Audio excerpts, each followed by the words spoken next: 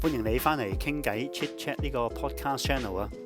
呢一集繼續有 Timothy 同埋 Samantha 一齊嚟傾下佢哋點解同埋點樣開始喺英國做老闆嘅呢？如果未聽上兩集嘅，可以聽翻佢哋之前嘅心路歷程先啦。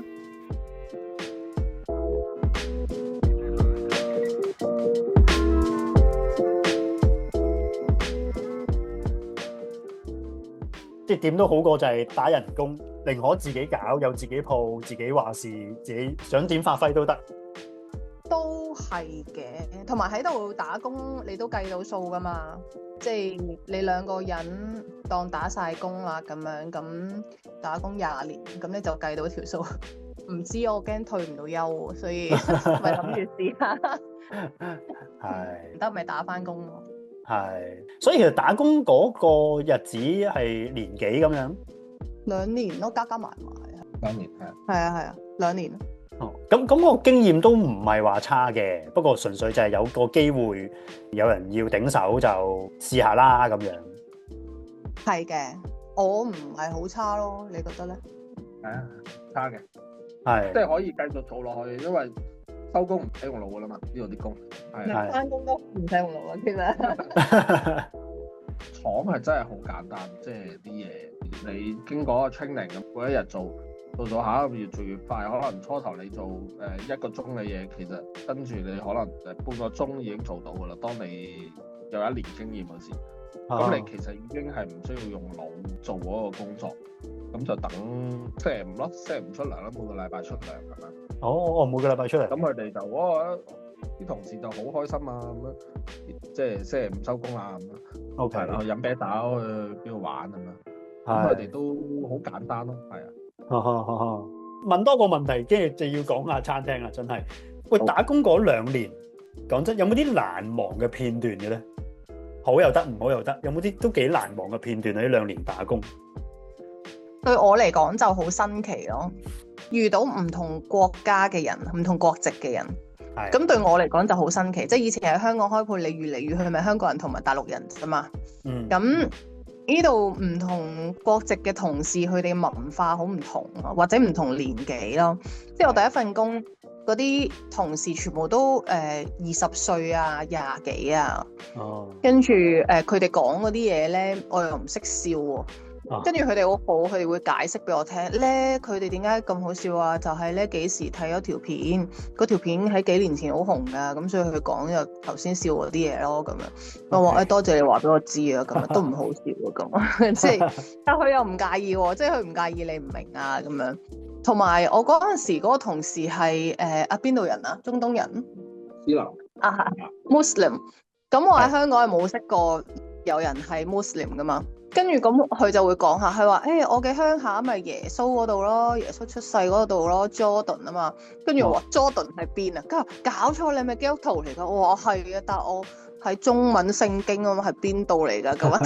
跟住好笑，跟住佢就講佢嗰啲 Muslim 係點啊？跟住我翻嚟就同我老公講，原來係咁㗎，原來耶穌就係咁嘅樣，真係好笑。係好鄉，好似鄉下出嚟咁我係。跟住有啲老師傅係做咗幾廿年廚師，跟住退咗休咁啊，喺嗰啲連鎖店翻工，因為太容易做對佢嚟講。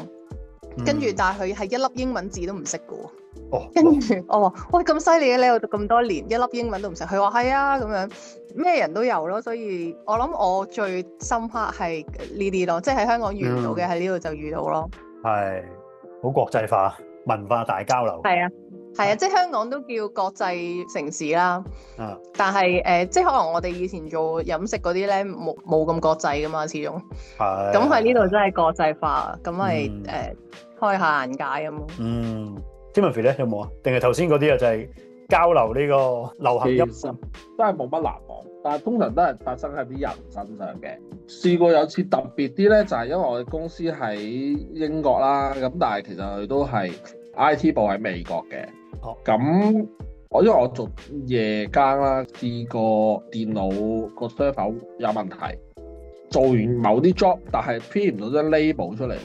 咁就係因為編唔到張 label 咧，就要即刻揾翻美國嗰邊同事解決。咁點知佢係好耐先覆，而是者就等可以編到張 label 咧，差唔多幾粒鐘係冇嘢做啊。其實都哇，點解即係嗰刻突然間靜咗落嚟？平時好忙啊嘛，咁一靜咗落嚟啊，我究竟喺度做乜咧？就等一個美國人咧喺佢嗰邊咧整翻個電腦，咁令我可以編張 label 出嚟。咁但係而家有人出緊糧咧，係俾我去等去整好部機編 label 喎。咁但係有幾個鐘咧，即係夜媽媽嗰時應該半夜2、3點噶嘛，英國即係覺得好無聊咯。點解要咁樣出糧俾我做啲咁嘅嘢？咁我覺得都幾特別嘅。我哋突然間停落嚟諗一諗啊，就覺得呢樣嘢都幾荒謬嘅咁。我哋奴才上身啊，成個就會諗啊，你俾我做下嘢，我都冇咁悶啊。但係如果你夜媽媽，但係又冇嘢俾你做，但係你出糧俾我咧，其實都係一件幾辛苦嘅事嚟嘅。係好無謂咁樣等幾粒鐘，仲要等係印個 label 出嚟，真係好係啊。所以2年到，跟住就遇到呢個機遇，有人頂手。咁係咪兩位都好合拍嘅咧？即係喂，有人頂手，我哋就試下啦。定還是即係會唔會其中一邊又保留啲啊？打工都幾好啊？定係咯？一講大家兩位就即刻撳掣就去咁樣。都係㗎，我哋兩個都覺得想試下嘅。係啊。都係做個老闆都係，既然有機會就捉住。趁唔係最老，唔係太老，行得走得，你到7老80就試下啦，咁樣咯。係，即係你衰咗，你咪都仲有得翻身嘅咁咯。但係喂，成件事嗱，即係因為我就真係冇咁嘅經驗啦，即係開鋪嗰啲，由決定到籌備到開鋪，即係成件事順唔順利㗎？有冇啲中間有好多棘位啊？因為始終你係咪叫人生路不熟咧？或者係咯，嚟到英國又新嘅地方，咁你第一次要搞呢啲嘢係點嘅咧？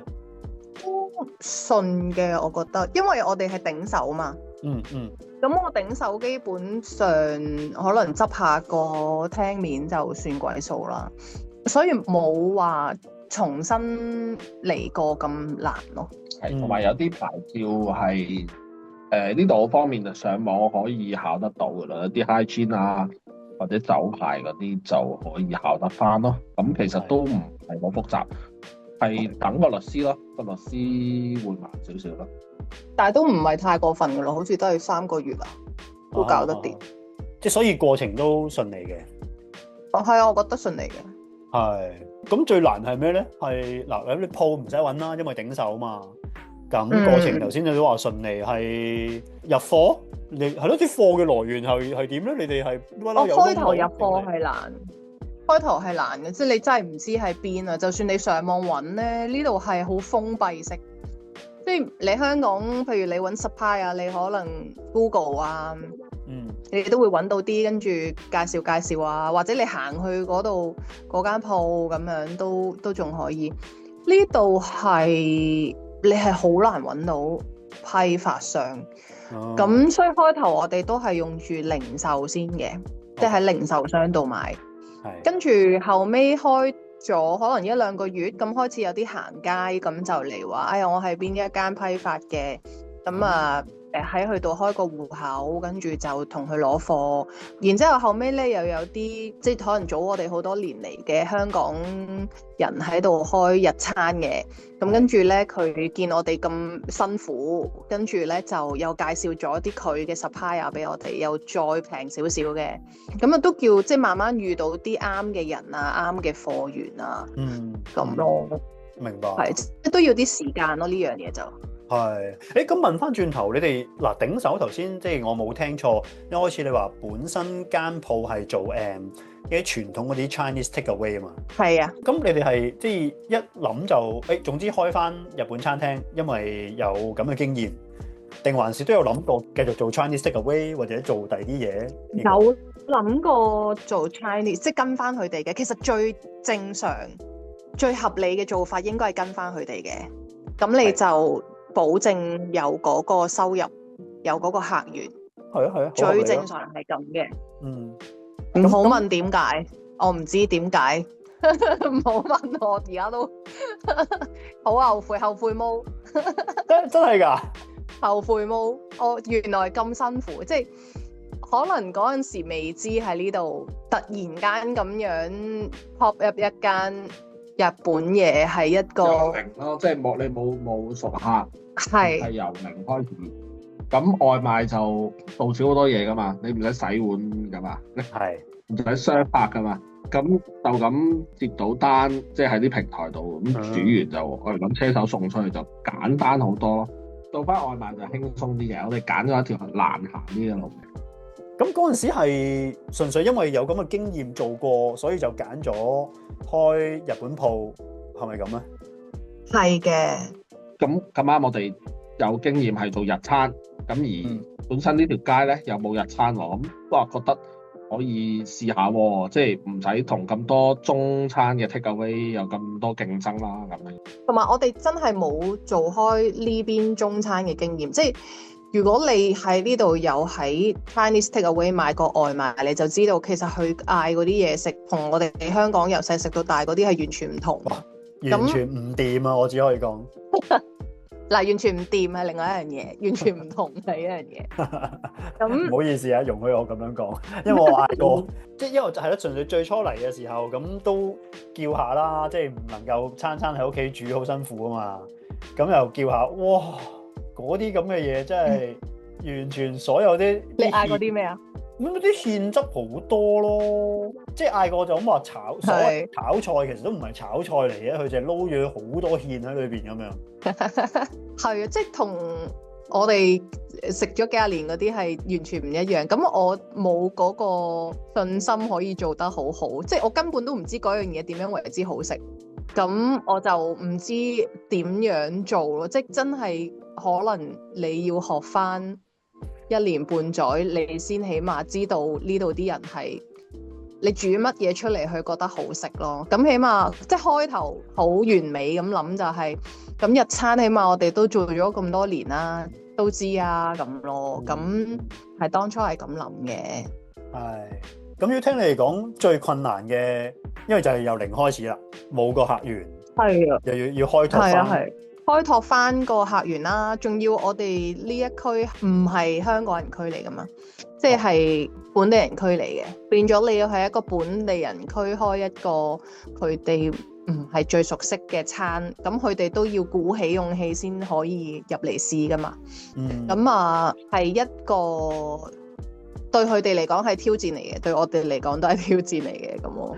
係，咁同喺香港個經驗係咪應該都個分別好大啊？好大！你喺香港，我哋譬如開一間地鋪啦，你點都有客入嚟噶嘛。咁喺呢度係夠膽死，真係冇客入嚟喎。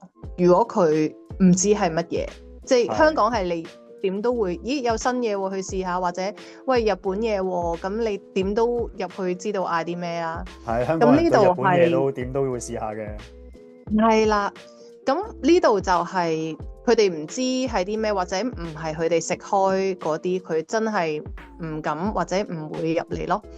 可唔可以講下你頭先話夠膽死唔入嚟？有冇話最長係哇成日都冇客啊？去到咁啊？定係點咧？